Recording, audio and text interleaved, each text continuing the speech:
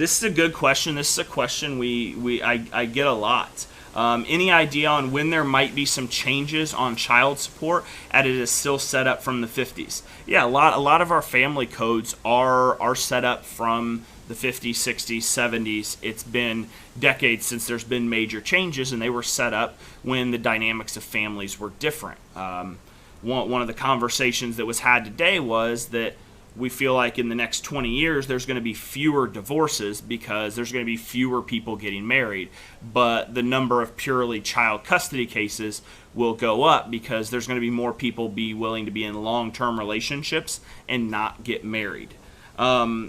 The child support piece, usually my first comment on child support is that getting an equal and shared parenting bill in your state is usually the first step to fixing the child support issue.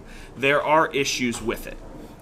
It's necessary in some cases. With Title 4D and the state enforcement agencies, it was essentially set up around one parent, more specifically the father, not being involved with the child. And that's obviously not the case now. So I would say that there are changes. What changes need to be made? Number one is that we need to take a look at really how much money it takes, or how much money needs to be exchanged for that equality or for that to be appropriate. And there needs to be guardrails that prevent poverty. I know personally several men who get forced into bankruptcy because of the child support and because of the payments. Man gets hit with let's just say, I'll give a very specific example. Had an individual, perfectly fine father, broke up with his girlfriend. They went to court, and when they went to court, he was granted 16% custody. And when he was granted that 16% custody, he was hit with a $2,000 child support bill that was based off of his gross income.